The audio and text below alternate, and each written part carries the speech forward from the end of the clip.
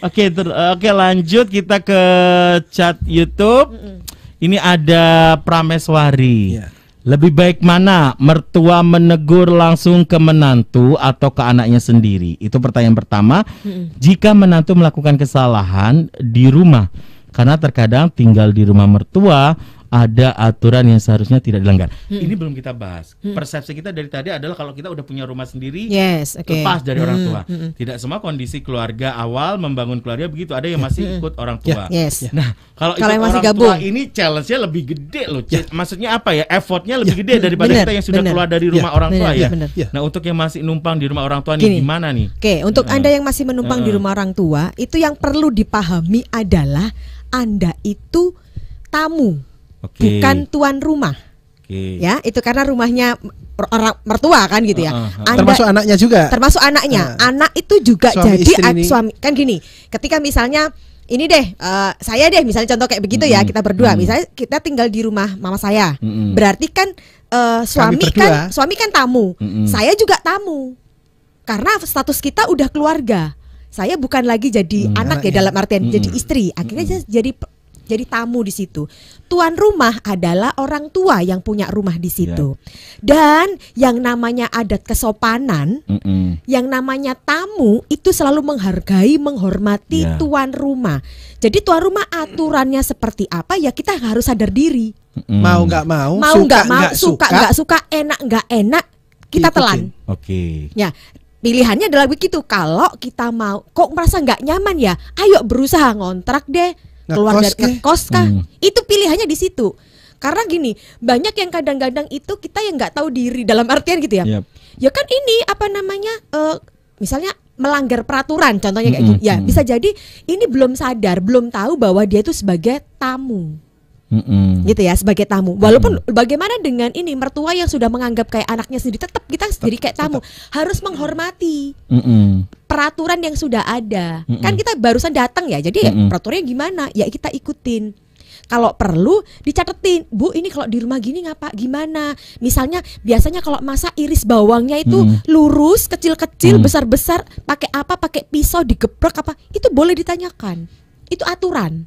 Gitu ya, itu yang harus tahu, yang kita yang harus mau belajar tentang itu tadi, menghormati aturan. Jadi nggak bisa ketika loh ini mertuaku gini-gini, Anda tinggal di mana? Anda yang harus ikut peraturannya. Nah, harus ada titik sadar ya bahwa Anda masih ikut orang tua, mau nggak mau rule orang tua yang harus berlaku untuk keluarga itu. Mungkin lebih tepatnya itu rule tuan rumah. Rule tuan rumah, bukan orang tua ya, tuan rumah. Berarti walaupun numpang sama orang tua, sebenarnya independensi dua pasangan ini dalam keluarga internalnya masih bisa terwujud ya. Bisa.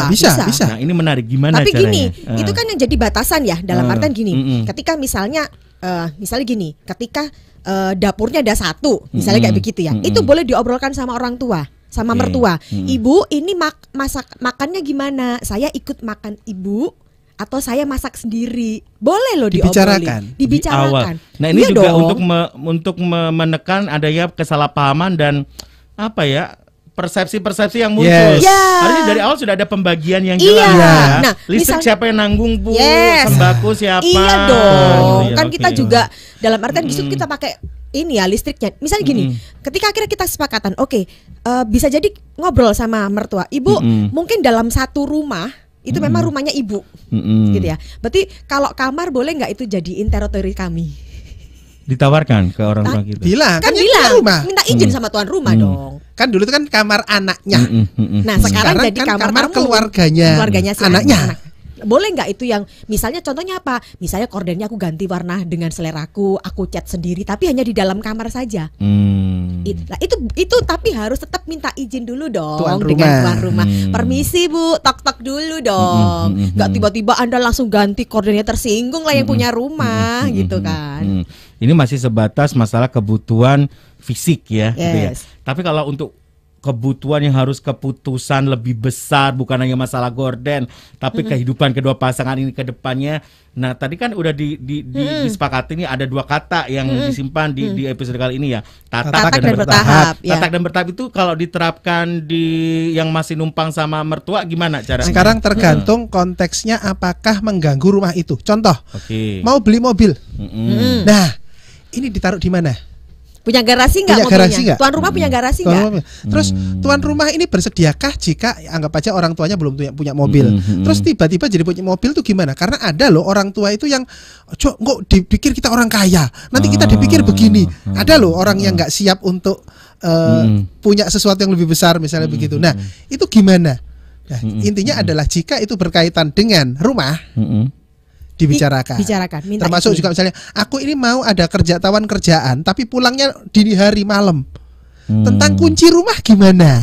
Boleh nggak ada serepnya? Nah, segala hal yang berkaitan dengan rumah ada baiknya dibicarakan. Yang nggak ada hubungannya dengan rumah keep untuk hanya berdua aja. Oke.